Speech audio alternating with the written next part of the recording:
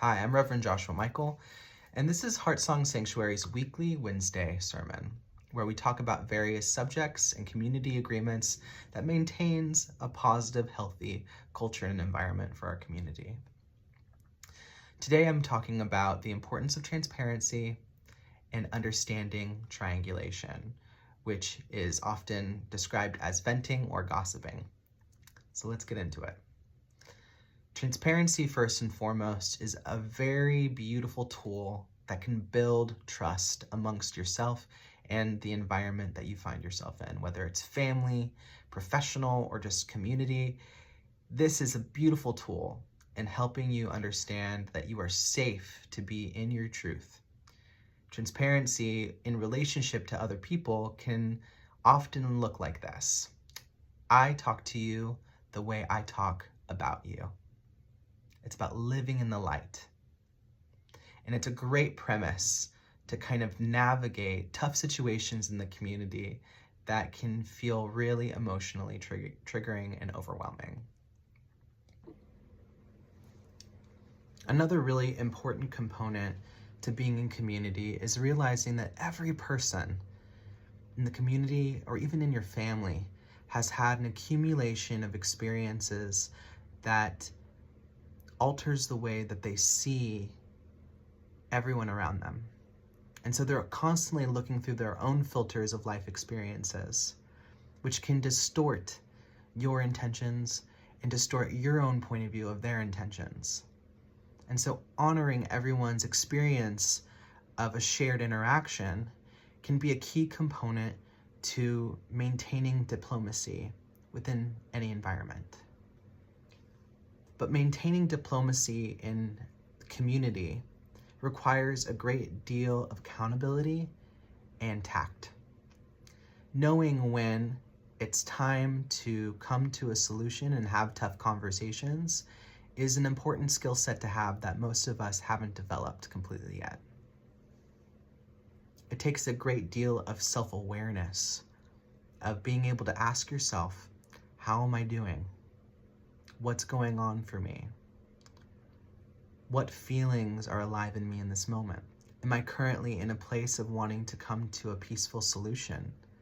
Or am I trying to perpetuate an argument or win an argument? Is my motive coming from a place of the collective good or the singular good? Do I feel safe to speak my truth?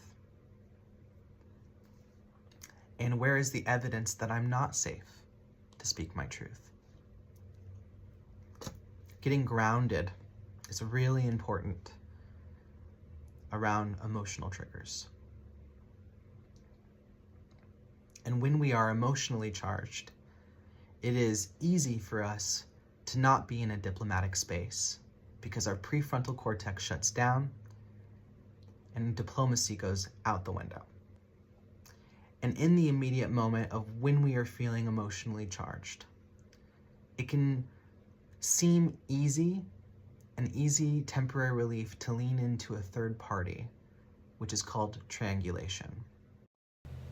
When we're in a place of feeling emotionally charged, we are wanting to be seen. We don't want to be alone in the midst of processing intense emotions. We would rather lean into someone as a temporary relief from the feelings that we're processing.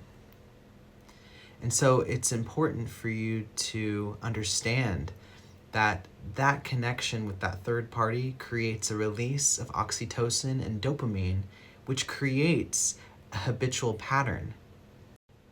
When I'm in an emotional place, I'm often wanting to lean into someone for support that shares similar points of views and evaluations of the person I'm processing about.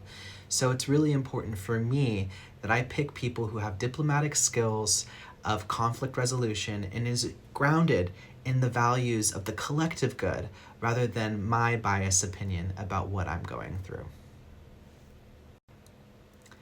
In order to maintain systemic hygiene or a safe environment, you have to create a support system that operates outside of your work or family environment. That way you'll have a safe distance to process all of your emotional charge with someone who can be a sounding board around creating clarity and a reaffirmation of intention. In a lot of communities, you will have an elder or someone with the experience of being able to be an effective mediator who's rooted in skill sets like conflict resolution or the universal needs of the entire community. Someone who isn't biased towards your opinion, but rather is able to get to the roots of the needs of both parties in order to facilitate a peaceful interaction that comes to a mutual understanding. And so it's our responsibility to be able to pick our third party wisely.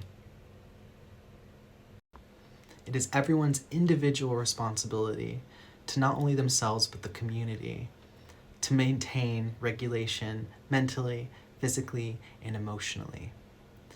And to be able to develop tact, knowing the right timing to address certain issues in a way that is in alignment with the well-being of the collective of any community or group of people.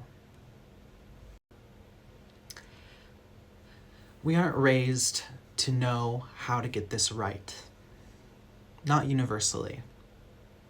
But I encourage you to develop a beautiful support system outside of your daily life that can help you develop the skills necessary in order to navigate all of your relationships within your professional and personal life. Continue to approach your loved ones and people in your life with transparency and start to build that trust, real trust, so that you can have a safe space for you to be imperfect and have the same amount of grace in order to grow and become a better person. Thank you for joining me today, and blessed be.